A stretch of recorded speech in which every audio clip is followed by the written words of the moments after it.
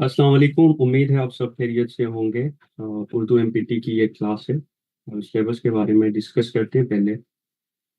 Syllabus जो mention है या वेबसाइट पे जो सिलेबस बताया है उसकी ज़्यादा डिटेल नहीं है, लेकिन ये अज्जा वहाँ उन्होंने मेंशन किए हैं। सर्फ और नहू का इस्तेमाल।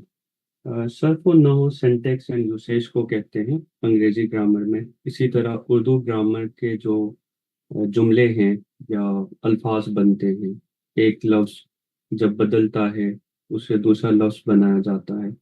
वो माना के एतबार से और हैयत के एतबार से कैसे बदलता है, और जुमलों की हैयत कैसे तब्दील होती है, जुमले कैसे बदलते हैं, ज़मानों में जुमले कैसे बदलते हैं, तो फिर उसका माना कैसे तब्दील होता है। उस स्टडी को, उस तहकीक को सर्फ नहू कहा जाता है। लेकिन सर्फ नहू के हवाले से बजाते खुद कोई जुज सिलेबस का हिस्सा नहीं है, लेकिन दरअसल जितने अज्जा हैं, जितने कंपोनेंट्स यहाँ हैं, एक से लेकर नौ तक, वो सारे जो हैं उनमें जो टेक्निक यूज होती है, जो उसूल या बनावट के उसूल हैं या मानवी एतबार से वहाँ जो भी तब्दीली आएगी, मिसाल के तौर पर वाहिद से जमा बनाते हुए जो उसूलों को मद्देनजर रखा जाएगा, या मुज़क्कर से मुअन्नस बनाते हुए जो उसूल वज़ा होते हैं, वो तमाम उसूल सर्फ और नहू के अंदर होते हैं। यानी सर्फ और नहू की टेक्निक इस्तेमाल करते हुए ये सारे उसूल बनाए जाते हैं, इसलिए ये वहाँ उन्होंने उसको मेंशन किया है। अगर सिलेबस की बात करें, जो एमपीटी का हिस्सा बनते हैं, जहाँ से सवालात बनते हैं, वो है अक़साम कलमा, यानी कलमे की इक़साम। उसके बाद अज्जाए कलाम हैं, जिनको अंग्रेजी में पार्ट्स ऑफ स्पीच कहा जाता है। जैसे इसमें इसम है, ज़मीर है, फ़ेल मुतल्लक़ है, और दिगर हुरूफ हैं। इसी तरह तीसरा जो हिस्सा है वो तरकीबी फ़ेल और उसके साथ ज़माने शामिल हैं। तरकीबी के फ़ेल का मतलब है फ्रेजल वर्ब, यानी फ्रेजल वर्ब्स उर्दू में कैसे बनते हैं। इसम और फ़ेल से बनते हैं, या फ़ेल और फ़ेल मिलके तरकीबी फ़ेल बनते हैं। वो उसूल जब हम इस पोर्शन तक आएंगे तो वो वहाँ डिटेल से पढ़ेंगे। उसके बाद चौथा हिस्सा वाहिद जमा का है। वाहिद जमा के अंदर हम उसूल पढ़ते हैं कि वाहिद को जमा कैसे बनाया जाता है। अ, उसके बाद पांचवा जो हिस्सा है वो जुमले की साख के हवाले से। साख कहते हैं स्ट्रक्चर को। जुमले की साख का यहाँ मतलब है कि जुमला उर्दू में कैसे बनता है, उसकी साख कैसी है, हैयत। मिसाल के तौर पर अगर हम अंग्रेजी जुमलों की बात करें तो subject plus verb plus object है। इसी तरह उर्दू में जब जुमले बनते हैं तो वो कैसे बनते हैं। उसके अलावा जो जुमलों की दुरुस्तगी है या तस्हीह है, जुमलों की तस्हीह कैसे करनी है, वो भी इस पोर्शन में हम पढ़ेंगे। छठा जो हिस्सा है वो है अल्फाज के जोड़े, जिसमें मुतरादिफात मुतजाद अल्फाज दिए जाते हैं, हम माना अल्फाज दिए जाते हैं, हम काफ़ी अल्फाज होते हैं जिसकी आपने मीनिंग बतानी होती है। और उसके अलावा मुज़क्कर मुअन्नस अगेन सेम है, इसके उसूल, बनावट के उसूल, मुज़क्कर से मुअन्नस कैसे बनता है। उसके अलावा तर्जमे शामिल हैं।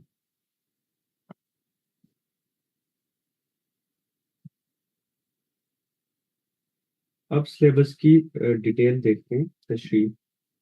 सिलेबस की तशरीह क्या है। मिसाल के तौर पर यहाँ तो एफपीएससी के वेबसाइट पे या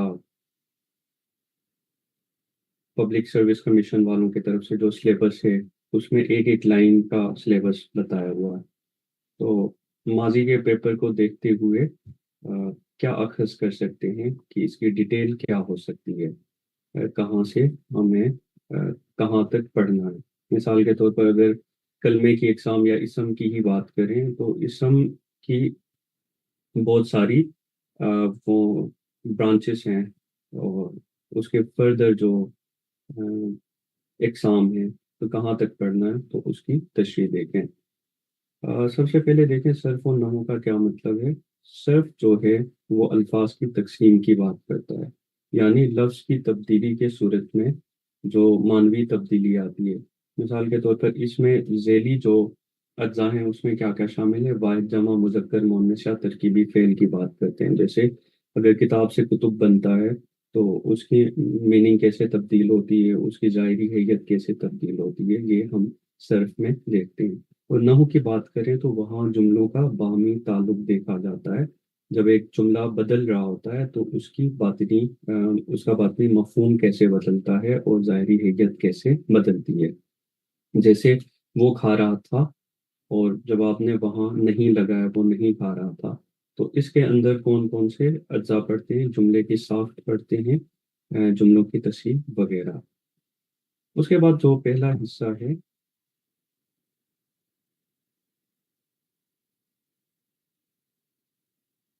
آواز صحیح نہیں آ رہی میری؟ اچھا، مجھے اسٹوڈنٹس کی لنک سینڈ کریں، وہاں سے مجھے اندازہ ہو جائے.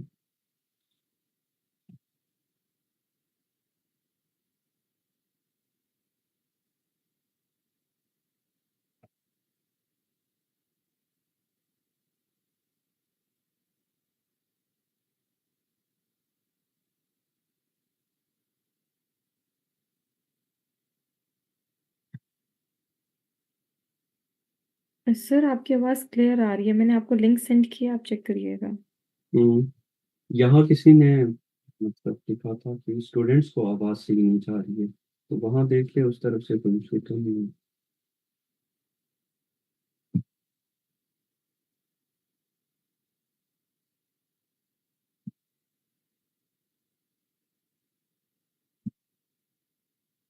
ہم، چلو میری طرف سے آواز کلیئر ہے، آپ اپنی طرف سے دیکھ لیں ٹیکنیکلی کیا ایشو ہے.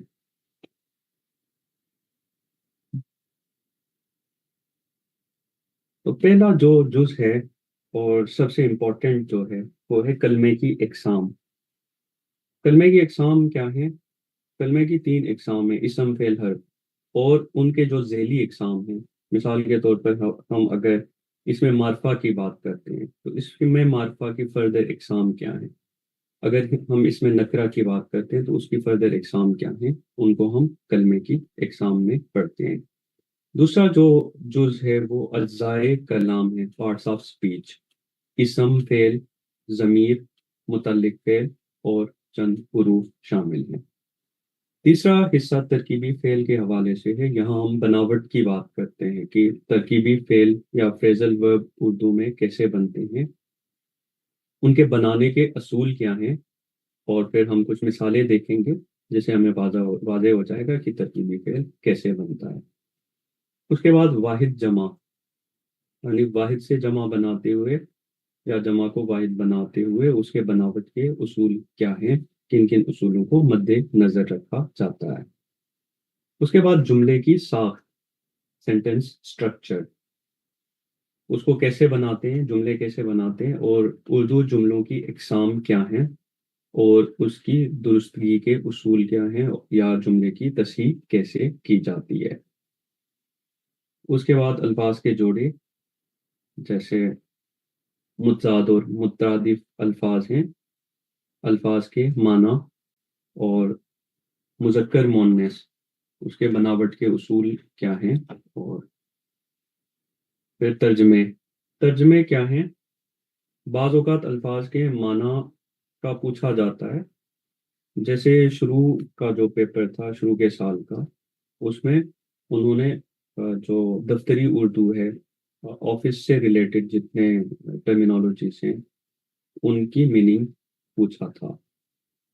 اس کے بعد سادہ جملے ہوتے ہیں، یا صحیح جملوں کی نشاندہی کرنی ہوتی ہے، جو کہ زمانوں کے اعتبار سے ہوتے ہیں، جو ٹینسز ہیں، حال، ماضی، مستقبل کے حوالے سے.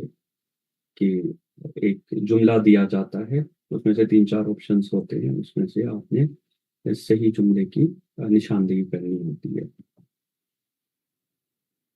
سب سے پہلے جو پہلا جو جز ہے کلمے کی اقسام، وہاں سے شروع کرتے ہیں. کلمہ کیا ہوتا ہے؟ کلمے اور محمل کے بارے میں آپ نے سنا ہوگا کہ انسان جب بولتا ہے تو الفاظ ادا کرتا ہے، کچھ لفظ اس کے منہ سے نکلتے ہیں. جو کہ بعض الفاظ بامعنی ہوتے ہیں جس کی کوئی میننگ ہوتی ہے، اور بعض الفاظ جو ہوتے ہیں وہ بے معنی ہوتے ہیں۔ مثال کے طور پر کلمے اور محمل کی بات کریں تو بعض اوقات لوگ کہتے ہیں پانی شانی، چائے پائے، ٹھیک ہے۔ اب چائے لفظ سن کے یا روٹی کا سن کے یا جیسے پانی ہے، لڑکا ہے، کتاب ہے، ان تمام الفاظ کو سن کے آپ کے ذہن میں کسی چیز کا خاکہ بنتا ہے۔ اس کا مطلب ہے کہ آپ کو کچھ سمجھ آ رہی ہوتی ہے اس لفظ سے۔ اس بامعنی لفظ کو کلمہ کہا جاتا ہے۔ اور اس کے علاوہ باقی جو الفاظ ہیں جیسے روٹی چھوٹی، پانی پانی، چائے شائے، جن کی میننگ الگ سے کچھ سمجھ نہ آئے، جیسے کوئی پیغام واضح نہ ہو، اس کو محمل کہتے ہیں۔ تو جو بھی بامعنی الفاظ ہیں جن سے کوئی ذہن میں کوئی سینس پیدا ہو، کوئی امیج پیدا ہو، اس کو کلمہ کہتے ہیں۔ اب کلمے کی اقسام جو ہیں وہ تین ہیں، یا ہم یہ کہیں کہ بامعنی جو الفاظ ہیں جن کے استعمال سے کوئی سینس پیدا ہو، جس سے جملے مکمل ہوتے ہوں، جس سے جملوں کے اندر معنی پیدا ہو، معنویت پیدا ہو، وہ تین ہیں۔ کلمے کی اقسام تین ہیں: اسم، فعل اور حرف۔ یہاں حرف سے مطلب ایک لفظ نہیں ہے یا ایک حرف نہیں ہے، یہاں حروف ہیں جو آگے جا کے ہم پڑھیں گے۔ اسم کیا ہے؟ کسی شخص، جگہ یا چیز کا نام، جیسے درخت ہے، کتاب ہے، یا لڑکا ہے، یا احمد ہے۔ ان کو ہم اسما کہتے ہیں، جو کہ بامعنی الفاظ ہیں۔ دوسری قسم ہے کلمے کی فعل۔ اردو کے اندر فعل ایسا لفظ ہوتا ہے جو کسی زمانے میں، وہ زمانہ چاہے ماضی کا ہو، حال کا ہو یا مستقبل کا ہو، کسی زمانے میں کسی کام کے کرنا یا ہونا ظاہر کرتا ہو، جیسے میں کھیلوں گا، یا میں نے کھیلا تھا، یا میں کھیل رہا ہوں۔ اب یہاں ماضی، حال اور مستقبل میں کسی کام کے ہونے کا تذکرہ ہو رہا ہے، اس کو فعل کہتے ہیں۔ مثال کے طور پر اگر ایسے ہوتا کھیلنا، لکھنا، کودنا، یہ فعل نہیں ہوتا کیونکہ اس کے اوپر زمانے کا اطلاق نہیں ہوتا۔ اردو گرامر کی روح سے جس اسم کے اوپر یا جس کلمے کے اوپر، بے شک وہاں کسی کام کے ہونے کا ذکر کیوں نہ ہو، زمانے کا اطلاق نہ ہو، وہ فعل نہیں بنتا۔ اسی لیے میں کھیلوں گا، میں نے کھیلا تھا، یا میں کھیل رہا ہوں، یہ فعل ہے۔ اس کے بعد حرف۔ مثال کے طور پر حرف ایسا لفظ یا کلمہ ہوتا ہے جو جملوں کو آپس میں جوڑ دیتا ہے۔ اس کی خود سے کوئی میننگ نہیں ہوتی ہے، لیکن جب یہ اسما کے ساتھ، جملوں کے ساتھ، دیگر کلمات کے ساتھ آتا ہے تو ان جملوں کی میننگ مکمل کر دیتا ہے اور اپنے ہونے کا احساس دلاتا ہے اور اپنی معنی بھی بتاتا ہے۔ جیسے سے، زمین سے آسمان تک، ٹھیک ہے، تک، پر۔ اب سب سے پہلے کلمے کی اقسام میں سے، ان تین اقسام میں سے پہلی جو قسم ہے وہ اسم ہے۔ اور اس جز کے اندر جیسے میں نے بتایا کہ جتنا سلیبس ہے اس میں سے سب سے اہم حصہ جو ہے وہ کلمے کی اقسام میں پہلا جز ہے۔ اس میں بھی ان تین جو اجزاء ہیں، اسم، فعل، حرف، اس میں سے سب سے اہم حصہ اسم کی اقسام ہے۔ اسم کی دو طرح کی اقسام ہیں یا دو ذیلی اقسام۔ ایک ہے بلحاظ معنی، یعنی معنوی اعتبار سے، میننگ کے اعتبار سے، اور دوسرا ہے بلحاظ بناوٹ، یعنی بنانے کے اعتبار سے۔ یہاں بناوٹ کا مطلب ہے کہ جب ایک لفظ سے دوسرا لفظ بنتا ہے، مثال کے طور پر چلنا سے چلا، ٹھیک ہے، کودنا سے کودا، نون کو ہٹا کے الف لگا کے اس کو کودا بنایا، تو یہ کہتے ہیں اس کو بناوٹ، یعنی بنایا گیا، ایک لفظ سے دوسرا لفظ بنا اور اس پر کوئی اصول لاگو ہوا۔ تو یہ دو طرح کے ذیلی اقسام ہیں، ایک بلحاظ معنی اور ایک بلحاظ بناوٹ۔ معنی کے اعتبار سے اسم کی دو اقسام ہیں جن کو ہم اسم نکرہ اور اسم معرفہ کے نام سے پہچانتے ہیں، اور بناوٹ کے لحاظ سے اسم کی تین اقسام ہیں جن کو ہم اسم مصدر، اسم جامد اور اسم مشتق کہتے ہیں۔ معنی کے اعتبار سے دو اقسام اور بناوٹ کے اعتبار سے تین اقسام۔ سب سے پہلے دیکھیں بناوٹ کے اعتبار سے اسم کی جو تین اقسام ہیں۔ اسم مصدر، مصدر کا جو لفظی مطلب ہے وہ ہے صادر ہونے کی جگہ، سینٹر، جہاں سے کچھ نکلتا ہو، جہاں سے کچھ پیدا ہو رہا ہو، جو مرکز کی حیثیت رکھتا ہو۔ مرکز ایسے ہی ہوتا نا جہاں سے سارے رستے نکلتے ہیں دوسرے علاقوں کی طرف۔ یہاں اس میں مصدر کا مطلب ہے کہ ایسا کلمہ یا ایسا اسم جس سے کئی اور کلمات نکلیں یا بنے، یا ہم ایسے کہہ سکتے ہیں کہ مصدر وہ اسم ہے جو خود کسی اور اسم سے نہیں بنتا لیکن مصدر سے کئی اور اسم بنتے ہیں۔ اور مصدر کی پہچان کیا ہے؟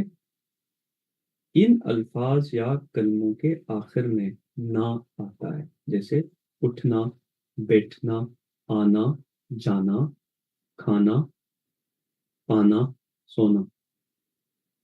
اب مثالیں دیکھیں، جیسے پڑھنا جو ہے وہ مصدر ہے اور یہ کلمہ کسی اور لفظ سے نہیں بنا اور اس کے آخر میں پہچان کی علامت نہ ہے۔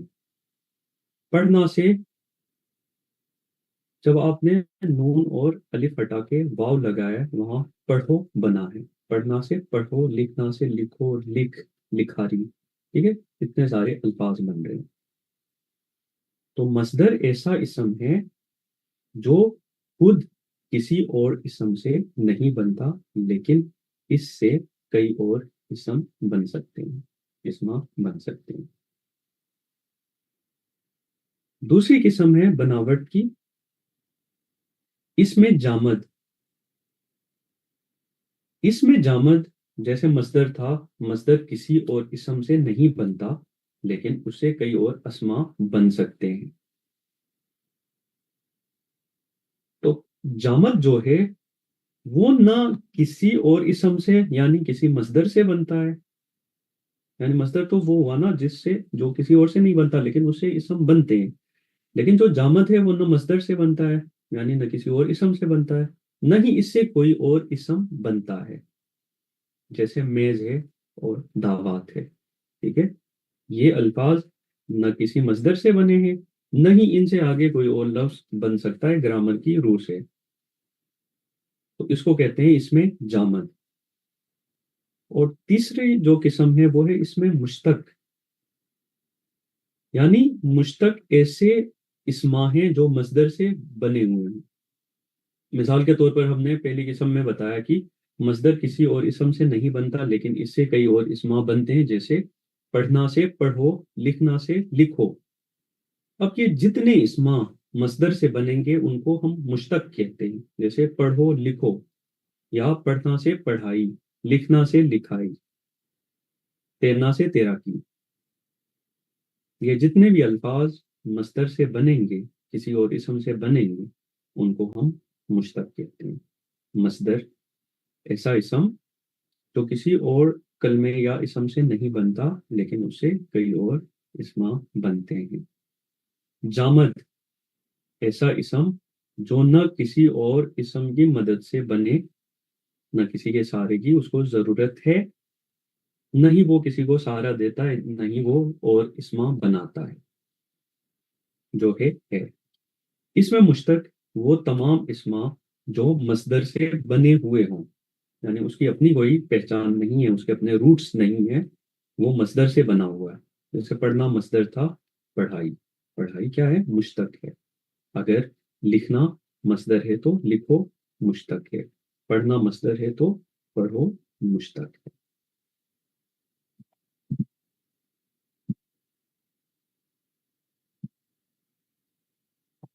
اب آتے ہیں بلحاظ معنی، اسم کی اقسام بلحاظ معنی، یعنی معنی کے اعتبار سے دو اسم ہیں اور پھر ان کے فردر اقسام، اس میں معرفہ اور اس میں نکرہ۔ معرفہ یعنی خاص، مشہور، اور نکرہ عام، یعنی جو عام اشخاص ہیں، عام جگہیں ہیں یا چیزیں ہیں، ان کو آپ کلام کے اندر مینشن کرتے ہیں، ان کا حوالہ دیتے ہیں، تو وہ اس میں نکرہ کہلاتے ہیں، کیونکہ ان کی کوئی خاص پہچان نہیں ہوتی ہے، وہ معروف نہیں ہوتے۔ اسی طرح معرفہ کی جب بات کرتے ہیں تو وہ خاص ان کی پہچان ہوتی ہے، کوئی خاص علامت ہوتی ہے، نام کی وجہ سے آپ، ٹھیک ہے، ان کی پہچان کرتے ہیں، اس کو اس میں معرفہ کہتے ہیں۔ اگر اس کی تعریف دیکھنی ہو، مثال کے طور پر کبھی کبھار وہ بناوٹ کے اعتبار سے جو اقسام ہیں ان کے حوالے سے وہ ڈیفینیشن پوچھتے ہیں کہ بتائیں ایسا کلمہ جو نہ کسی اور اسم سے مل کے بنتا ہے، نہ ہی اس سے کوئی اور اسم بنتا ہے، تو وہ کیا کہلاتا ہے؟ نیچے آپشنس ہوں گے، اس میں جامد، اس میں مشتق، اس میں معرفہ، اس میں نکرہ، ٹھیک ہے۔ اسی طرح بعض اوقات اس کی تعریف کے حوالے سے کوئی انسٹیٹیوٹس بن سکتے ہیں، اس میں دیکھیں کہ کوئی خاص شخص، کسی خاص شخص جگہ یا چیز کا جو نام ہوتا ہے یا اسم ہوتا ہے وہ اس میں معرفہ کہلاتا ہے، کسی عام شخص جگہ یا چیز کا نام جو ہے وہ اس میں نکرہ کہلاتا ہے، یا ایک کو خاص اور ایک کو عام کے نام سے آپ دیکھ لیں۔ مثالیں دیکھیں، لڑکا، ٹھیک ہے، اس میں نکرہ ہے، اسی طرح احمد اس میں معرفہ ہے۔ شہر، اگر ہم شہر کہیں، جملے کے اندر شہر استعمال کریں یا کلمے میں ہم بولتے ہوئے شہر بولیں تو وہ اس میں نکرہ ہیں۔ اگر ہم لاہور کی بات کریں یا کراچی کی بات کریں تو وہ اس میں معرفہ ہیں۔ اگر ہم کہیں کتاب، اس میں نکرہ ہے۔ اگر ہم کوئی خاص کتاب کی بات کریں، قرآن کی بات کریں، توریت کی بات کریں، زبور کی بات کریں تو وہ اس میں معرفہ ہے۔ اب اس میں معرفہ کی بھی چند اقسام ہیں، اس میں معرفہ کی 4 اقسام ہیں، جس میں سے سب سے پہلی قسم ہے اس میں علم۔ علم کہتے ہیں پہچان یا علامت کو، جس کو سمبل بھی کہا جاتا ہے۔ مثال کے طور پر ایک تو آپ کا نام ہے جس کو ہم اس میں معرفہ کہا، جیسے غالب ہے یا اسد ہے یا مریم ہے، ٹھیک ہے۔ اب مریم نام جو ہے اس کی وجہ سے لوگ آپ کی نسبت کو پہچانتے ہیں، لیکن علامت یا علم ایسے اسم کو کہتے ہیں جو آپ کا نام نہیں ہوتا لیکن اس کی نسبت سے لوگوں کو آپ کی پہچان ہوتی ہے، پہچان جاتے ہیں۔ جیسے کلاس کے اندر، اسکول میں، کالجز میں، یونیورسٹیز میں نام رکھے ہوتے ہیں کچھ، اور ایک سرکل ہوتا ہے، اس میں ان ناموں کا ادراک ہوتا ہے۔ مثال کے طور پر کوئی نام رکھ لیتے ہیں تو کلوز کا جو سرکل ہے اس کو پتہ ہوتا ہے، حالانکہ آپ نے کسی شخص کا اوریجنل نام نہیں لیا، اس کا نسبتی نام نہیں لیا، لیکن کچھ اور آپ نے پکارا تھا، لوگوں کو پتہ چل گیا یہ کس کے بارے میں بات ہو رہی تھی، اس کو کہتے ہیں علم، پہچان کے لیے علامت کا کام دینا۔ تو اب یہ اس میں علم کیا کیا ہیں، اس کی مثالیں کیا ہیں، ٹھیک ہے۔ تخلص، تخلص کیا ہوتا ہے؟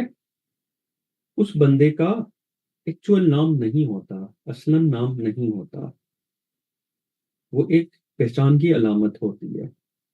مثال کے طور پر تخلص،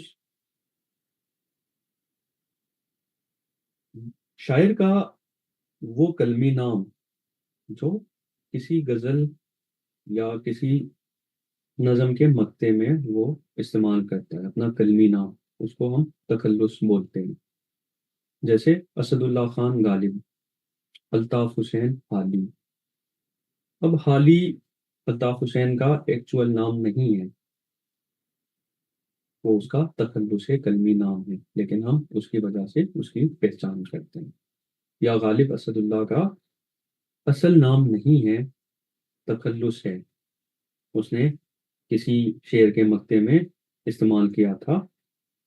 جیسے بس کے غالب ہے اسیری میں بھی آتش زیر پا، منہ آتش دیدہ ہے حلقہ میری زنجیر کا.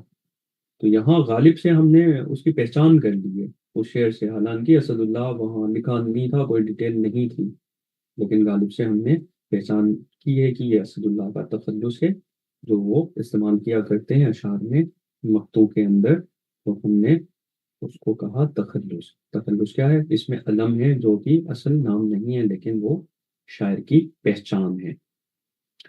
اسی طرح خطاب، حکیم الامت جو ہے وہ خطاب ہے. ٹھیک ہے، ایک بندے کو امت کا حکیم کہا گیا. ٹھیک ہے، حکیم کا مطلب ہے دانا. ٹھیک ہے، جو امت کے لیے کچھ اچھا سوچے، کچھ اچھا کرے، اس کی بہتری کے بارے میں کوئی پلان تیار کرے. ٹھیک ہے، تو خطاب کیا ہوتا ہے کہ کسی بندے کی جو کنٹریبیوشن ہے، ان کی جو خدمات ہیں، اس کے صلے کے طور پر ایک گورنمنٹ یا کوئی کمیونٹی یا کوئی ادارہ اس کو کوئی خطاب عنایت کرتا ہے، اس کو کہتے ہیں خطاب. ٹھیک ہے، کسی کے کام کے صلے کے طور پر حکومت نے یا کمیونٹی نے اس کو وہ ٹائٹل دیا. آج کل اس کو اعزاز کہا جاتا ہے. ٹھیک ہے، اسی طرح لقب. لقب خلیل اللہ لقب ہے. ٹھیک ہے، اللہ کا دوست، یا ذبیح اللہ. تو اب لقب اور خطاب میں کیا فرق ہے؟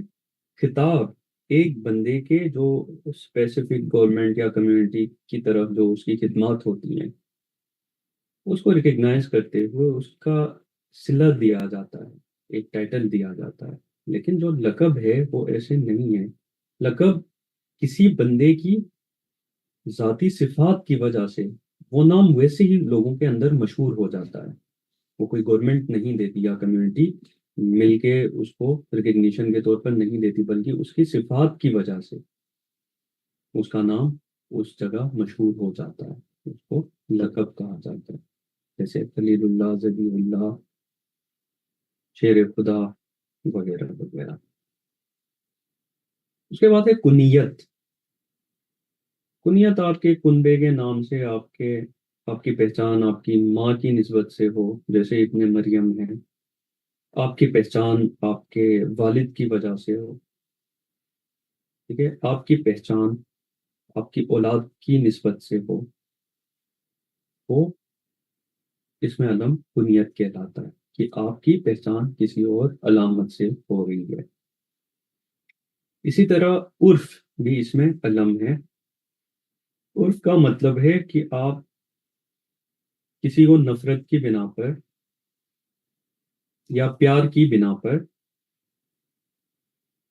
کسی کا نام توڑ کے یا کسی کے نام کے ساتھ کچھ اور الفاظ جوڑ کے ایک اور اسم بناتے ہیں جو آپ پیار کے اظہار کے لیے یا نفرت کے اظہار کے لیے استعمال کر سکتے ہیں. اور ایسے الفاظ یا کلمات عرف کہلاتے ہیں، جیسے پپو، ڈبو وغیرہ وغیرہ.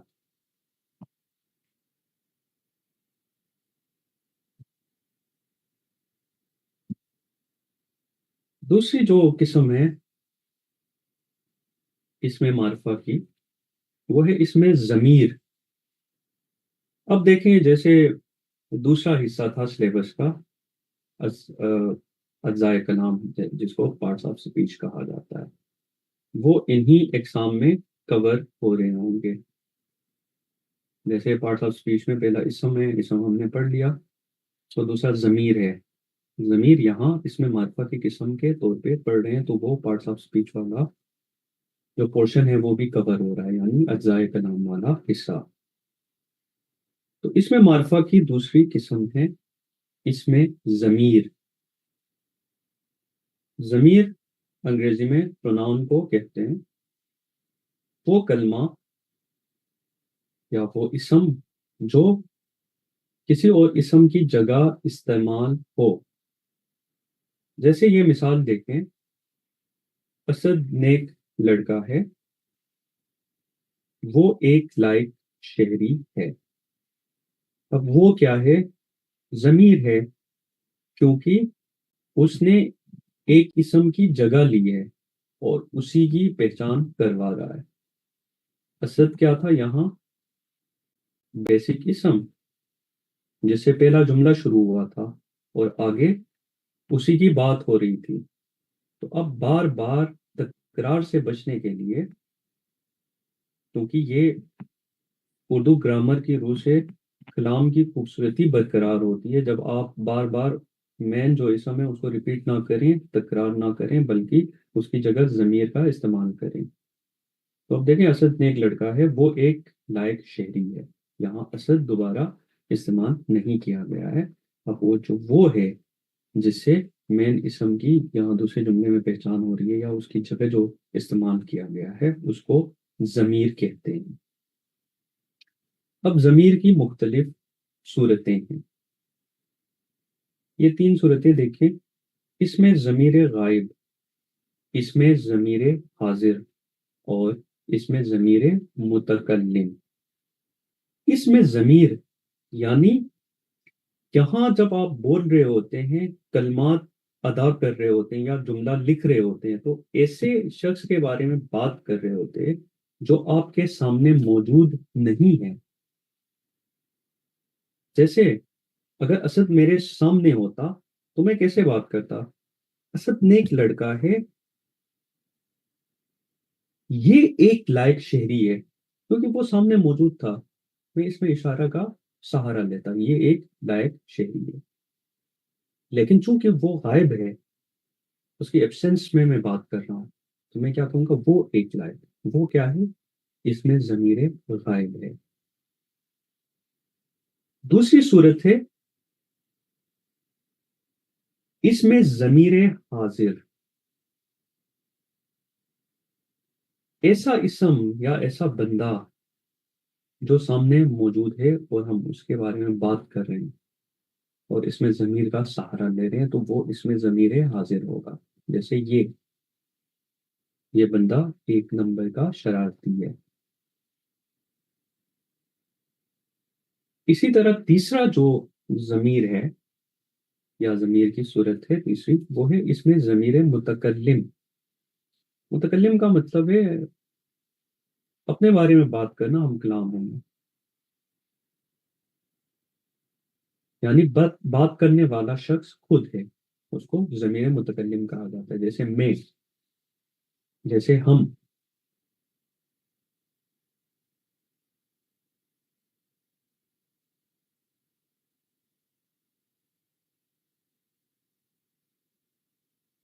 اس میں معرفہ کی تیسری قسم ہے اس میں اشارہ. اشارہ سمپلی کسی کی طرف پوائنٹ آؤٹ کرنا، اشارہ کرنا، اشارتاً کسی کو دکھانا. اس میں اشارہ وہ اسم ہے جس سے کلام میں کسی اسم کی طرف اشارہ کریں. وہ دیوار اونچی ہے، یہاں پہ وہ اس میں اشارہ کہلاتا ہے. یا یہ درخت آم کا ہے، یہاں یہ کیا ہے؟ اس میں اشارہ ہے. اب وہ اور یہ اگر اس میں اشارہ ہیں تو اس میں اشارہ اور ضمیر میں کیا فرق ہے؟ فرق یہ ہے کہ اس میں اشارہ جہاں ہوگا وہاں اس اسم کی مینشن بھی ہوگی، وہ اسم بھی ہوگا. جیسے یہاں دیوار ہے تو دیوار لکھا ہوا ہے، لیکن جب ہم ضمیر کی بات کر رہے ہیں تو وہاں مین اسم کی جگہ وہ لکھا جاتا ہے. جیسے اسد نے ایک لڑکا ہے، یہاں دیکھیں، وہ ایک لائق شہری ہے. یہاں یہ نہیں لکھا گیا وہ اسد ایک لائق شہری ہے، ٹھیک ہے، وہ ایک لائف شیپ لی، یہاں اسم کی جگہ استعمال ہوا ہے اس لیے وہ ضمیر کہلایا، لیکن یہاں اسم کے ساتھ اس کو اشارتاً دکھانے کے لیے، پوائنٹ آؤٹ کرنے کے لیے، اسم کو مینشن کرنے کے لیے استعمال کیا گیا، اس لیے یہ اس میں اشارہ ہے۔ وہ دیوار اونچی ہے، یہ لڑکا شرارتی ہے، یہ وہ اس میں اشارہ کہلاتے ہیں۔ اس میں معرفہ کی چوتھی اور آخری قسم ہے اس میں موصول۔ موصول ہوتا ہے جو وصول ہوا ہو، ٹھیک ہے، جس کو پایا گیا ہو۔ اب اس میں موصول کی مثالیں کیا ہیں؟ ایسے الفاظ ہیں جن کو ہم اس میں موصول کہتے ہیں: جون سا، جو کوئی، جس نے، جنہیں۔ یہ ایسے الفاظ ہیں جو جب تک کسی جملے کے ساتھ مل کے نہیں آتے، ان کی کچھ سمجھ نہیں آتی۔ اب کوئی آپ کے سامنے آگے کہے جون سا، جون سا، جون سا، یا جو کوئی، جو کوئی، جب تک آگے کوئی جملہ نہ آئے تو ہمیں اس کا مطلب سمجھ نہیں آتا۔ تو جون سا، جو کوئی، جس نے، جنہیں، جہاں، یہ الفاظ اس میں موصول کہلاتے ہیں۔ اب دیکھیں، جس کا کام اسی کو ساجے، اب جا کے اس نے ایک جملے کو مکمل کیا ہے، یہاں اس جملے کے اندر جس کا جو ہے وہ اس میں موصول ہے۔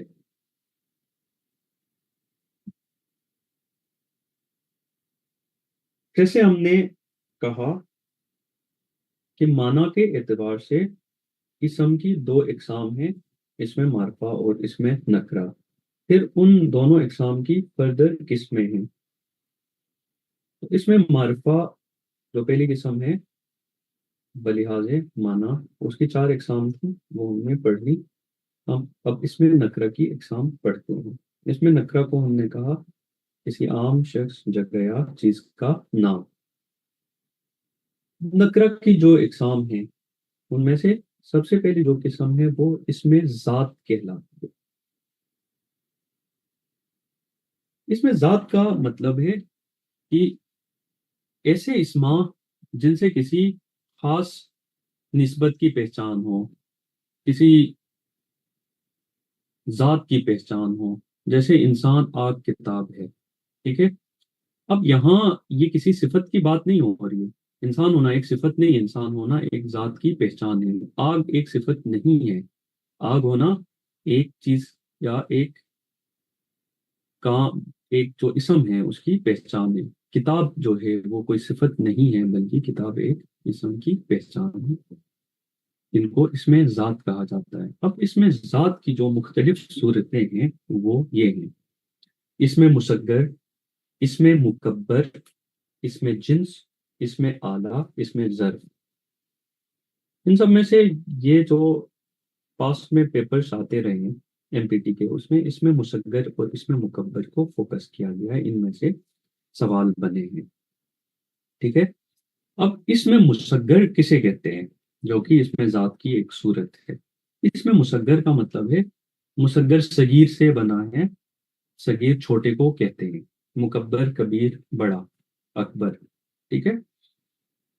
مصغر کا مطلب ہے کہ کسی بڑے لفظ کو چھوٹا کر دینا یا اس کی چھوٹائی بتانا، اس کو اس میں مصغر کہتے ہیں۔ جب آپ نے کسی بڑے لفظ کو چھوٹا کر دیا ہے، چھوٹا کر کے پیش کیا ہے، بنایا ہے، لکھا ہے، بولا ہے، اس کو اس میں مصغر یعنی اس کی چھوٹائی بیان کر دی۔ جیسے صندوق سے صندوقچی، مطلب صندوق ایک بڑا لفظ تھا، بڑا مطلب آپ جب بول رہے صندوق مطلب کسی بڑی چیز کی، آپ کو وہ آپ کے ذہن میں امیج بن رہی تھی، لیکن آپ نے جب کہا صندوقچی تو اب لگتا ہے، محسوس ہوتا ہے کہ وہ چھوٹی چیز ہے، آپ نے ایک بڑی چیز کی چھوٹائی بیان کر دی، اس کو اس میں مصغر کہا جاتا ہے۔ جیسے باغ سے باغیچہ۔ اسی طرح جو دوسری صورت ہے اس میں ذات کی وہ ہے اس میں مکبر، یعنی کسی چھوٹی چیز کو بڑا بنا کے پیش کرنا، ٹھیک ہے، اسما کی بڑائی پیش کرنا۔ جیسے بات سے بتنگڑ، ٹھیک ہے۔ بات سے بتنگڑ ویسے بھی اس چیز کو کہتے ہیں جو آپ کسی چھوٹی بات سے اس کو بڑا چڑھا کے پیش کرتے ہیں، بڑا بنا دیتے ہیں۔ اسی طرح اس میں ذات کی تیسری جو صورت ہے وہ ہے اس میں جنس. جیسے کسی جنس کی بات کی جائے، لڑکا ایک جنس ہے، لڑکی ہے، مرغی ہے، وغیرہ وغیرہ. تو اجناس کی آپ جنس کی بات کریں تو اس کو ہم اس میں جنس کہتے ہیں، جو کہ اس میں ذات ہے، یا یہ کہیں کہ وہ اس میں نکرہ ہے. اسی طرح اس میں آلہ، آلوں کی بات، اوزار کی بات کرتے ہیں، سوئی، ہتھیار، قلم وغیرہ، یہ اس میں آلہ کہلاتے ہیں. اسی طرح اس میں ظرف ہے، وہ بھی اس میں ذات کی ایک صورت ہے. جیسے مسجد، اسکول، ایسی ایسے تمام اسما جو کوئی جگہ گھیرتے ہوں ان کو اس میں ظرف کہا جاتا ہے. مسجد، اسکول، اور پھر اوقات، جیسے دن، رات، شام، صبح، دوپہر. یہاں کیا ہے، مسجد اور اسکول اس میں ظرف مکان کہلاتے ہیں، اور دن، رات، یا جتنے اوقات کے نام ہیں وہ اس میں ظرف زمان کہلاتے ہیں.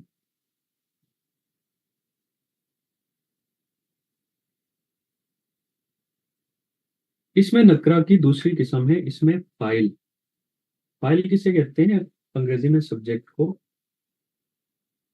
اور فائل کا مطلب ہے فعل سر انجام دینے والا، کام کرنے والا، جیسے کوئی فعل سرزد ہوا ہو.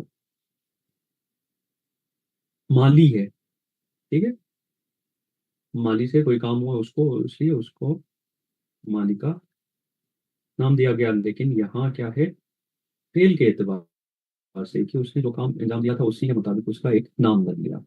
کھیلنے والا، کھیل رہا تھا، فعل سے انجام دیتا تھا، اس کو کہا گیا کھلاڑی. بھیک مانگنے والا، ٹھیک ہے، بھیک مانگ رہا تھا، اس کے اس فعل کی نسبت سے اس کو کہا گیا بھکاری. تو جو اسما کرنے والے کی نسبت سے، فائل کی نسبت سے اس نام بنتے ہیں، ان کو اس میں فائل کہا جاتا ہے. مالی، کھلاڑی، بھکاری، ٹھیک ہے. یہ سب کچھ ہوتے ہوئے بھی وہ خاص اسما نہیں ہے، اس لیے ہم ان کو اس میں نکرہ میں پڑھتے ہیں. اس میں نکرہ کی تیسری قسم ہے اس میں مفعول. مفعول وہ اسم ہے جس کے اوپر کام ہوا ہوا. جیسے سنا ہوا، یہ ہم نے سنا ہوا ہے. لکھا ہوا، دیکھا ہوا. اس طرح کے جتنے اسما ہیں ان کو ہم اس میں مفعول کہتے ہیں، اور یہ اس میں نکرہ ہیں. چوتھی قسم ہے اس میں نکرہ کی اس میں حالیہ. اس میں حالیہ ایسے اسما کو کہتے ہیں جو کسی اور اسم کی موجودہ حالت ظاہر کرتے ہیں. جیسے یہ مثال دیکھیں، کھلاڑی اسم ہے، کھیلتے کھیلتے رک گیا. اب یہاں کھیلنا اس میں حالیہ ہے کیونکہ اس نے کھلاڑی کی موجودہ حالت ظاہر کی ہے. ایسے اسما جو کسی اور اسم کی موجودہ کیفیت، حالت اور اس کے افعال کو ظاہر کریں، ان اسما کو اس میں حالیہ کہا جاتا ہے. پانچویں قسم ہے اس میں نکرہ کی اس میں معاوضہ. معاوضہ اجرت کو، ریمونریشن کو کہتے ہیں. جب آپ کسی کے کام کی اجرت ادا کرتے ہیں اس کو معاوضہ کہا جاتا ہے. لیکن یہاں اس میں معاوضہ کیا ہے؟ مثال کے طور پر آپ کسی درزی کو، درزن کو کپڑے سینے کے لیے دیتے ہیں، اور آپ پوچھتے ہیں کہ اس کی سلائی کتنی بنتی ہے. یعنی یہاں سلائی، آپ فعل کی بات نہیں کر رہے ہیں بلکہ اس اجرت کی بات کر رہے ہیں جو آپ نے کپڑے سینے کے عوض اس کو ادا کرنی ہے. اس کو کیا کہتے ہیں؟ سلائی کتنی بنی. دھلائی، ٹھیک ہے. اسی طرح لکھائی، اس لکھائی کا کیا لوگے. تو ان تمام اسما کو اس میں معاوضہ کہتے ہیں جو کسی کام کی اجرت کو ظاہر کرتے ہیں.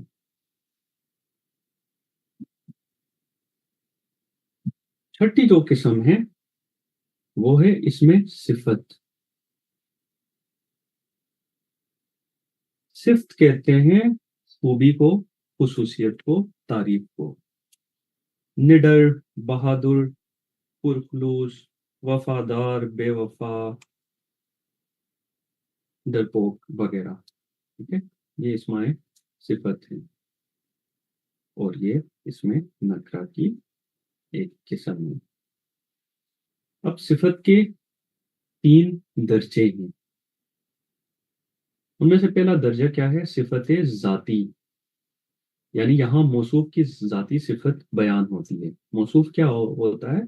जिसकी सिफत बयान की जा रही हो, जिसकी तारीफ बयान की गई हो या की जा रही है, उसको मौसूफ कहते हैं। जैसे अहमद एक अच्छा खिलाड़ी है, यहाँ अहमद मौसूफ है क्योंकि हमने उसकी तारीफ बयान की है। अब देखें, अहमद एक क्रिकेट प्लेयर है, लोग जानते हैं उसको खिलाड़ी है, तो वो उसकी जाती सिफत है। ठीक है, सिफत जाती ऐसी सिफत होती है जो उसकी जात से वाबस्ता हो, अ, जिसका किसी के साथ कंपैरिजन ना हो, किसी और के साथ उसका मुआजना ना कराया जाए, कंपैरिजन ड्रॉ ना किया जाए, बल्कि उसकी अपनी ज़ात की एक वो सिफत है, उसको सिफत ज़ाती कहा जाता है। जैसे गालिब एक अच्छा शायर है, ठीक है, गालिब की वो एक ज़ाती सिफत है।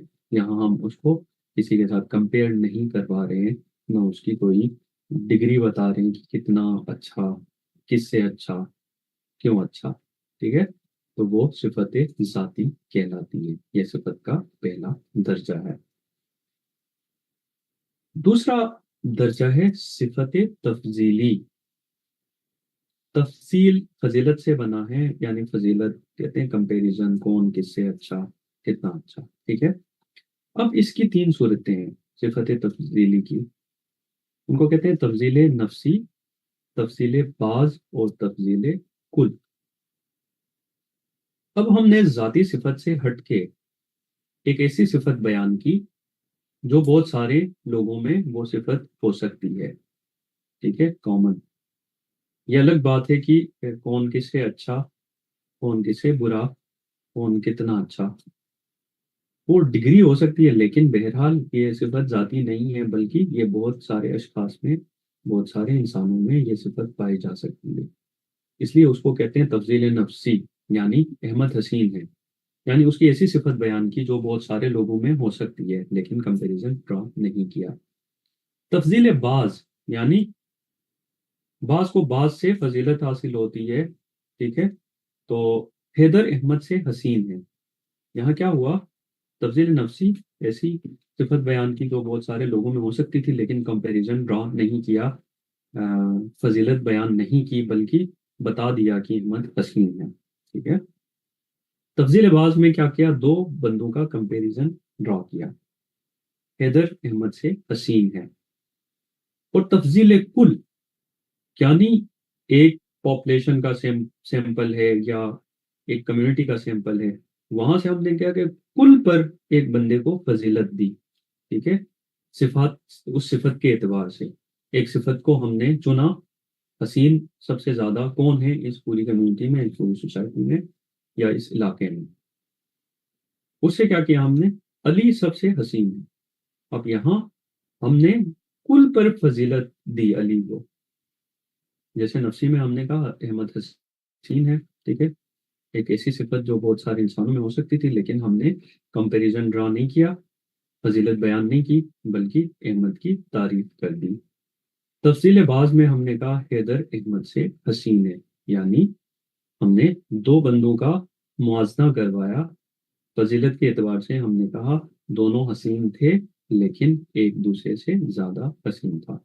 और तफजील कुल में जब सिफात का मुआजना करवाया और फजीलत बयान करने की बात आई, तो हमने कहा अली सबसे हसीन है, यानी कुल पर अली को फजीलत दी सिफत के एतबार से। तो इसको कहते हैं, इसमें सिफत जो खूबी, खुसूसियत या तारीफ बयान करे।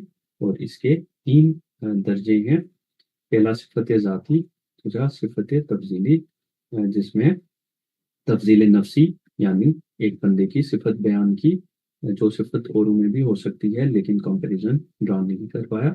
दूसरा जो दर्जा है वो तफजील बाज है, यानी 2 बंदों का मुआजना करवाया। और तीसरा जो है उसमें हमने एक बंदे को एक सिफत के एतबार से कुल पर फजीलत दी। अब इसमें सिफ्त का तीसरा जो हिस्सा है या तीसरी किस्म है वो है सिफत निस्बती। निस्बत कहते हैं किसी और की वजह से आपकी पहचान होना या आपकी वजह से किसी और की पहचान होना, निस्बत के एतबार से। दो इस्मा का निस्बत बयान किया जाता है सिफत निस्बती में। जैसे ये मिसाल देखें, पाकिस्तानी अदाकार मशहूर हैं। अब यहाँ दो इस्मा हैं, एक तो है पाकिस्तान, एक है अदाकार। ठीक है। अब यहाँ हम सिफत कैसे बयान कर रहे हैं? पाकिस्तानी अदाकार यानी वो अदाकार जो पाकिस्तान से ताल्लुक रखते हैं, वो मशहूर हैं। अब यहाँ हमने पाकिस्तान की निस्बत से अदाकार को मुतारिफ करवाया और अदाकार की जो शोहरत है उसकी निस्बत से पाकिस्तान की तारीफ बयान की। इसको कहते हैं सिफत निस्बती, यानी दो इस्मा का बाहमी ताल्लुक और उस ताल्लुक से किसी सिफत का ज़हूर होना, उसका इजहार करना।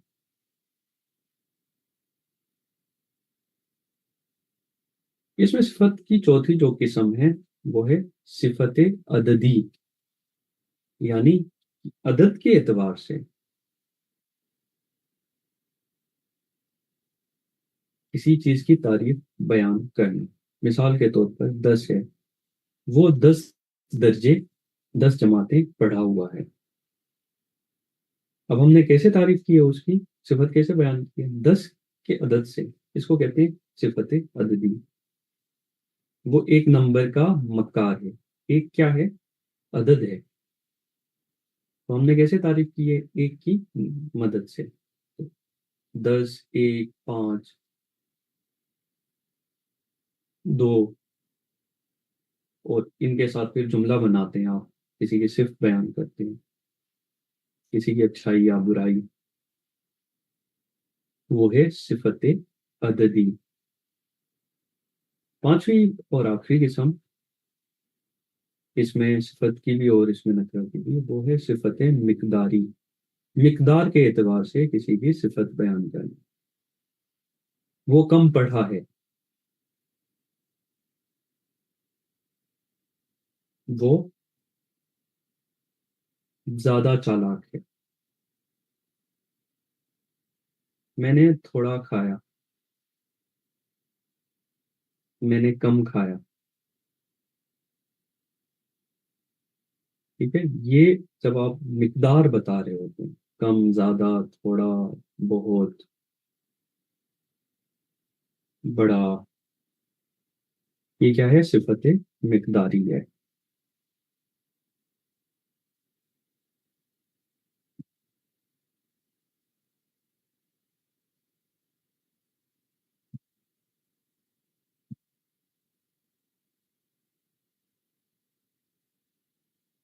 ये पहला जो जुज है कलमे की इकसाम, उसमें से जो पहला हिस्सा है, कलमे की पहली किस्म है इसम, और उसके फिर फर्दर इकसाम, वो हमने पढ़ लिए। इसके साथ मैं दूसरी स्लाइड है वो ओपन कर देता हूँ और उसके हवाले से थोड़ा वेट करें।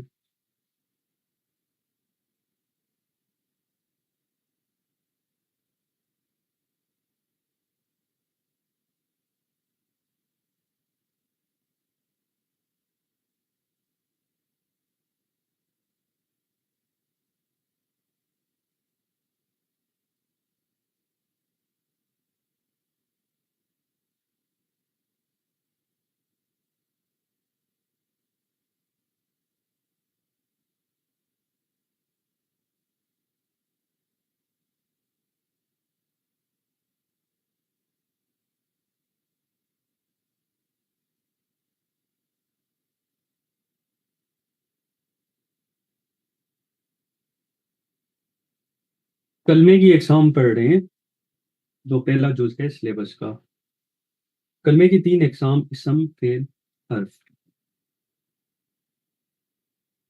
اسم کی 2 طرح کی اقسام پڑھی ہم نے بلحاظ معنی، اس میں معرفہ اور اس میں نکرہ، اور ان کی فردر اقسام۔ اس کے بعد ہم نے کہا اسم کی ایک اور قسم ہے، وہ ہے بلحاظ بناوٹ، اس میں مصدر، اس میں جامد اور اس میں مشتق۔ یہ کلمے کی پہلی قسم تھی اسم، اس کی فردر اقسام، وہ ہم نے ڈیٹیل میں پڑھا۔ دوسری قسم ہے کلمے کی، وہ ہے حرف، حروف۔ حروف کے بارے میں نے پہلے ہی کہا کہ ایسا اسم جو بذات خود اس کی کوئی اپنی میننگ، معنی نہیں ہوتی، لیکن وہ جب جملوں میں آتے ہیں یا اسما میں آتے ہیں تو وہ اپنی معنی کا اظہار کرتے ہیں۔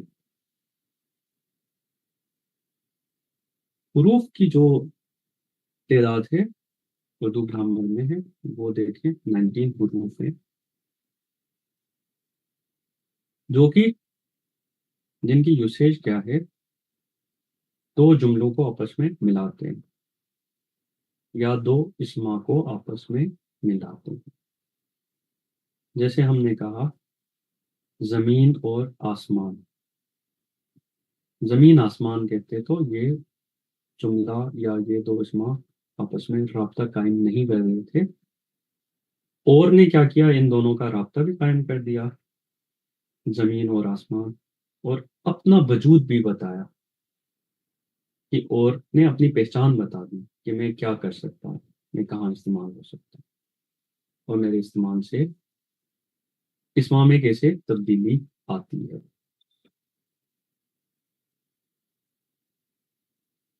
اب یہ اسما دیتے ہیں، حرف جار کہتے ہیں، جو کہ انگریزی میں پریپوزیشن کہلاتا ہے۔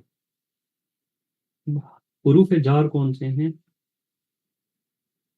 حروف جار ایسے حروف ہوتے ہیں جو کسی چیز کی موجودہ جگہ کو ظاہر کرتے ہیں یا بتاتے ہیں کہ کون سی چیز کہاں پڑی ہے۔ جیسے ہم نے کہا کاپی میز پر پڑی ہے، پر نے کیا کیا ہے کہ اس کاپی کی موجودہ جگہ کا بتایا ہے، اس کا اظہار کیا ہے کہ وہ کہاں پڑی ہوئی ہے۔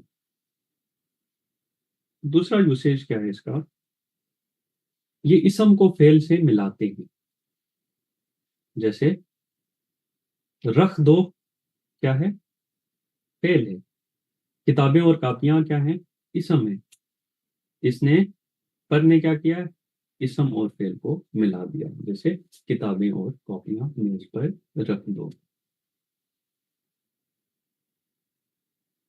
دوسرا جو حرف ہیں یا حروف ہیں وہ کہلاتے ہیں اضافت۔ اضافہ کر دینا، ایک اسم کی وجہ سے دوسرے اسم کی کا تعلق ظاہر ہونا۔ جیسے دیکھیں یہ کیا کرتے ہیں، 2 اسموں کے باہمی تعلق کو ظاہر کرتے ہیں۔ جیسے ہم نے صفت نسبتی میں دیکھا کہ وہ ایک اسم دوسرے اسم کی وجہ سے مشہور ہو رہا ہے، اس کی صفت بیان کی جا رہی ہے۔ اسی طرح یہ جو اضافت کے جو حروف ہوتے ہیں وہ ایک اسم اور دوسرے اسم کا باہمی تعلق پیدا کرنے کے لیے استعمال ہوتے ہیں۔ جیسے خالدہ کی ماں، کی کیا ہے، اس میں اضافت ہے کیونکہ اس نے خالدہ اور ماں کا تعلق بتایا۔ اب اگر یہ کی نہ ہوتا، خالدہ ماں، اسے کیا پتا چلتا کہ خالدہ اور ماں کا کیا تعلق ہے؟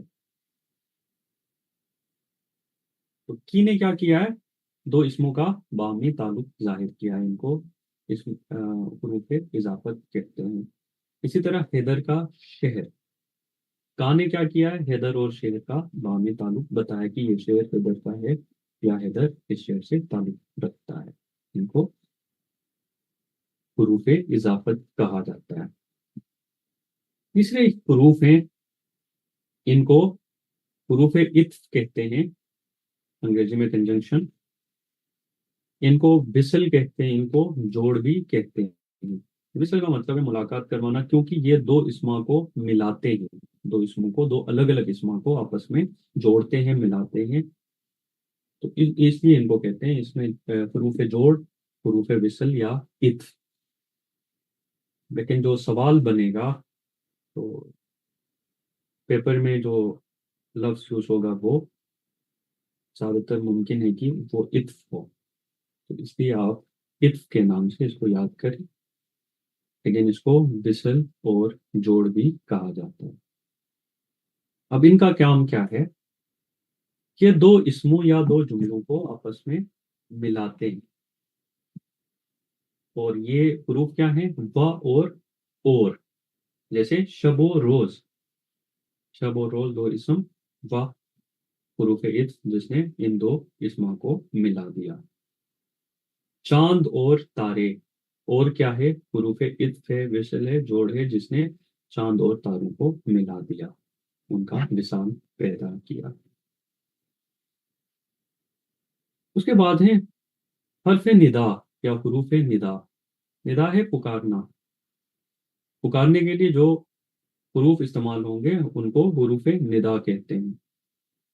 یا اللہ، ارے احمد، ارے اور یا جو ہیں وہ حروف ندا ہیں۔ آپ نے کسی کو پکارنا تھا تو پہلے ایسا لفظ استعمال کیا اور آپ نے سوچا کہ میں نے اس کو متوجہ کروایا ہے، اس کے بعد پھر آپ نے اپنی عرضی پیش کی، ان کو کہتے ہیں حرف ندا یا حروف ندا۔ اس کے بعد ہے حروف استفہام۔ حروف استفہام ایسے حروف ہیں جو کوئی بات پوچھنے کے لیے، سوال کرنے کے لیے استعمال ہوتے ہیں، جیسے کب، کیا، کیوں، کیسے، ٹھیک ہے؟ یہ حروف کیا ہے؟ حروف استفہام ہے، جس کی بدولت، جن کو استعمال کرتے ہوئے آپ سوال پوچھتے ہیں، بات پوچھتے ہیں، پوچھ گچھ کرتے ہیں۔ تم کب واپس آؤ گے، کیوں نہیں آئے، کب جاؤ گے، کیسے آؤ گے، وغیرہ وغیرہ، کب، کیسے، کیا، کیوں، یہ حروف استفہام ہیں۔ اور حروف استفہام ایسے ایسے حروف ہوتے ہیں جو کوئی بات پوچھنے کے لیے استعمال ہوتے ہیں۔ اس کے بعد ہیں حروف تشبیہ۔ تشبیہ عموماً کس کو کہتے ہیں؟ کہ ایک چیز کو کسی صفات کی وجہ سے دوسری چیز کے مانند یا اس جیسا قرار دینا۔ مطلب جیسے کسی کا چہرہ سندر تھا، پیارا تھا، اچھا تھا، تو آپ نے اس کو چاند سے تشبیہ دی، یعنی اس کی شکل یا صورت کی جو خصوصیات تھی وہ آپ کو لگ رہا تھا چاند جیسی ہیں، تو آپ نے اس کو چاند جیسا کہا، تو آپ نے کیا کہا؟ تشبیہ۔ لیکن یہاں حروف تشبیہ ہیں، اس کا کیا مطلب ہے؟ کہ وہ حروف جو آپ ایک چیز کو دوسرے کے مشابہ یا جیسی اس کے مانند قرار دینے کے لیے استعمال کرتے ہیں، ان حروف کو حروف تشبیہ کہا جاتا ہے۔ تشبیہ دینا ایک الگ بات ہے، اور تشبیہ، حروف تشبیہ الگ ہیں۔ جیسے چاند سا چہرہ، یہاں حروف تشبیہ کیا ہے؟ سا، کیونکہ اس سا نے کیا کیا؟ چاند اور چہرے کو ایک جیسا قرار دینے میں مدد کی، تو یہاں سا کیا ہے؟ تشبیہ، حروف، حروف تشبیہ۔ چاند سا چہرہ، ناگن سی چال، سی کیا ہے؟ حروف تشبیہ ہے، ٹھیک ہے؟ اسی طرح حروف نفرین۔ نفرین نفرت، کسی سے اظہار برات کرنا، لان تان کرنا، تھو تھو کرنا، کسی ایسے الفاظ استعمال کرنا جس سے لان تان کا اظہار ہو اور آپ کسی سے اپنی نفرت کا اظہار کریں، ان کو حروف نفرین کہتے ہیں۔ حروف انبساط یا حرف انبساط، ایسے الفاظ جو آپ خوشی اور مسرت کے موقع پر بولتے ہیں، جیسے آپ نے کہا آہا، سبحان اللہ، ٹھیک ہے؟ یہ حروف انبساط کہلاتے ہیں، جو خوشی اور مسرت کے موقع پر آپ بولتے ہیں۔ اسی طرح حروف تحسین، تحسین داد دینا، کسی کو شاباشی دینا، اس کے حسن کی تعریف کرنا، اس کے کلام کی تعریف کرے یا اس کے آرٹ کی تعریف کریں، خراج تحسین پیش کریں۔ جیسے آپ کہتے ہیں واہ واہ، کیا اچھا شعر کہا، کیا اچھا شعر پڑھا، شاباش۔ ٹھیک ہے، یہ خراج تحسین پیش کرنے کے لیے جتنے حروف ہوں گے وہ حروف تحسین کہلائیں گے۔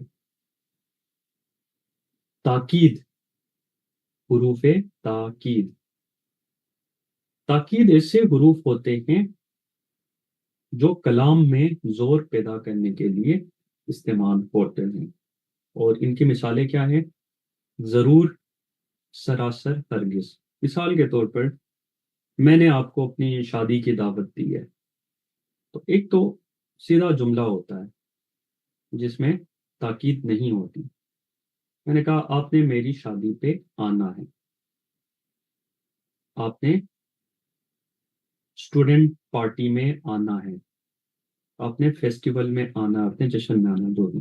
ٹھیک ہے، لیکن اب آپ اپنائیت کے ساتھ اس سینٹینس کی انٹینسٹی پیدا کرنے کے لیے آپ کیا کرتے ہیں؟ کچھ الفاظ کا استعمال کرتے ہیں، جیسے آپ کا کوئی بہت قریبی ہو جس کے بغیر آپ کی پارٹی نہیں ہو رہی ہو، شادی نہیں ہو رہی ہو، فیسٹیول نہیں ہو رہا ہو، آپ کہتے ہیں آپ نے ضرور آنا ہے، آپ نے میری شادی میں ضرور آنا ہے۔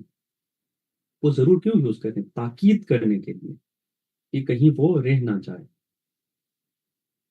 جب آپ کلام میں زور پیدا کرنا چاہتے ہیں تو آپ کیا کرتے ہیں؟ اس طرح کے الفاظ کا استعمال کرتے ہیں جن کو حروف تاکید کہا جاتا ہے۔ آپ نے ضرور آنا ہے، آپ نے کسی کی غلطی دیکھی، آپ نے کہا آپ یہ غلط کر رہے ہیں، یا آپ کی بات غلط ہے، لیکن اس میں مزید تاکیدن آپ کہنا چاہتے ہیں، شدت پیدا کرنا چاہتے ہیں، آپ سراسر غلط کر رہے ہیں، کہہ رہے ہیں،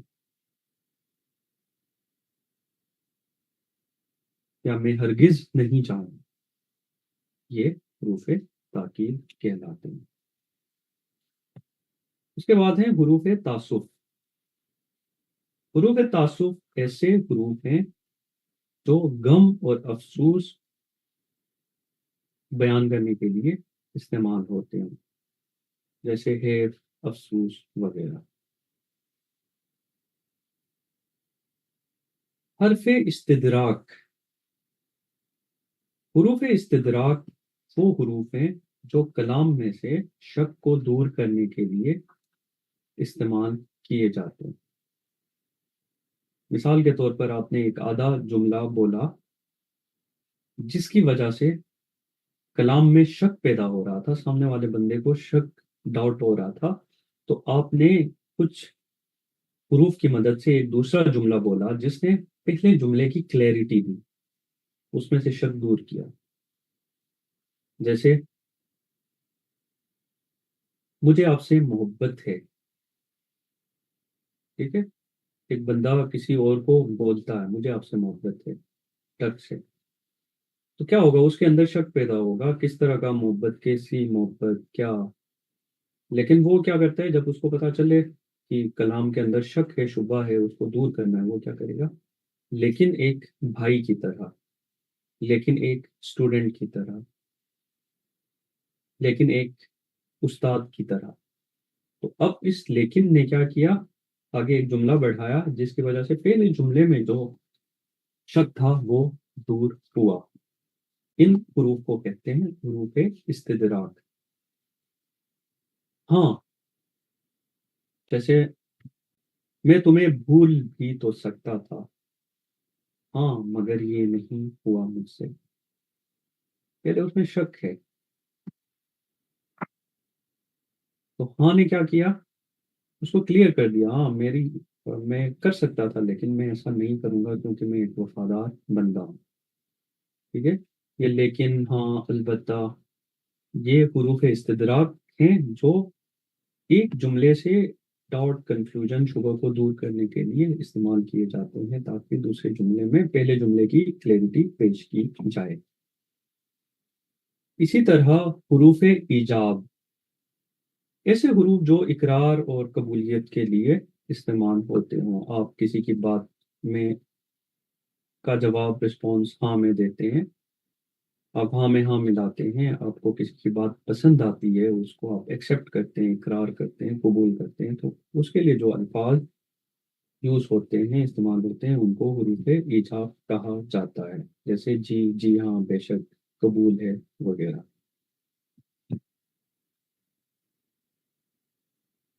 حروف استثناء، استثناء ایگزیمشن کو کہتے ہیں، یعنی ایک چیز کو دوسری چیز سے الگ کرنا۔ مثال کے طور پر ہم نے کہا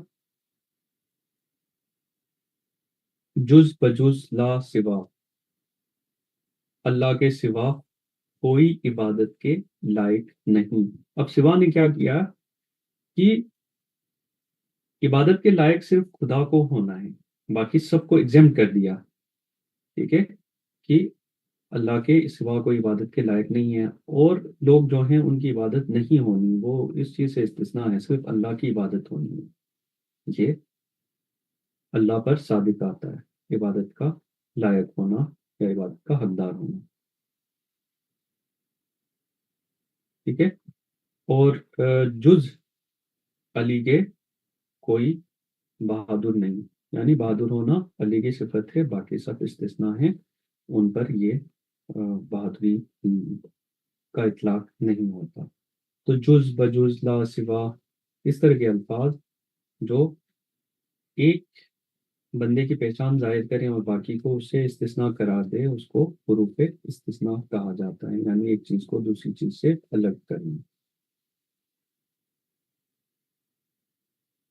اسی طرح حروف علت، علت وجہ، امر، امر کا اظہار، ٹھیک ہے، آپ ایک کسی کو کوئی بات کہتے ہیں، پھر اس کی علت بیان کرتے ہیں کہ یہ چیز کیوں ہونی چاہیے، یہ کام کیوں ہونا چاہیے، ٹھیک ہے، اس کو کہتے ہیں حروف علت۔ مثال کے طور پر آپ محنت کریں تاکہ آپ امتحان میں کامیاب ہو سکیں۔ تاکہ نے کیا کیا، پہلے جملے کی علت بتائی ہے کہ محنت کرنا کیوں ضروری ہے، تاکہ آپ کامیاب ہو سکیں، ٹھیک ہے۔ اسی طرح حروف تہجی، یعنی جو اردو کے حروف ہیں، ہجا کرنا، منفرد حروف کا پڑھنا، الف، با، تا، سا، ٹھیک ہے، یہ منفرد جتنے حروف ہیں جو الگ الگ سے آپ پڑھتے ہیں، ان کو حروف تہجی کہتے ہیں، جن سے مل کے اور حروف بنتے ہیں۔ حروف ابجد، حروف ابجد ایسے حروف ہوتے ہیں جو عربی حروف تہجی سے محفوظ ہیں۔ مثال کے طور پر بسم اللہ الرحمن الرحیم کا ایک عدد بیان کیا جاتا ہے، 786 یا 786 یا 110، مطلب اس طرح کے جو حروف ہیں جو عربی حروف سے محفوظ ہوتے ہیں، ٹھیک ہے، یا آپ نے کسی آیت کے اعداد دیکھے ہوں گے جو 110، 786، 76 اس طرح لکھا ہوتا ہے، وہ اصل میں ان عربی جو حروف ہیں ان سے ماخوذ ہوتے ہیں، ان کو اس طرح کنورٹ کیا ہوتا ہے، تو ان کو کیا کہتے ہیں، حروف ابجد کہتے ہیں۔ اسی طرح آخر میں حروف مقطعات، جو قرآن مجید میں جو حروف ہیں، خاص حروف، یاسین ہیں، الف لام میم ہیں، تو ان کو حروف مقطعات کہا جاتا ہے۔ تو آج ہم نے سلیبس کا اوور ویو دیکھا، اور کلمے کی اقسام میں سے اسم، اور اسم کی جو اقسام ہیں بلحاظ معنی، اس میں معرفہ اور اس میں نکرہ اور ان کی فردر اقسام، اور بلحاظ بناوٹ اس میں مصدر، اس میں جامد، اس میں مشتق، اور پھر دوسری جو کلمے کی دوسری قسم ہے اس میں حروف، تو 19 حروف تھے وہ پڑھیں۔ آج یہاں تک کافی ہے، نیکسٹ کلاس میں ہم انشاءاللہ باقی کا جو سلیبس ہے وہ دیکھ لیں گے۔ ہماری 3 یا 4 کلاسز ہوں گی جس میں ہم پورا سلیبس کور کر دیں گے۔ تو آج کے لیے اتنا کافی ہے، اللہ حافظ۔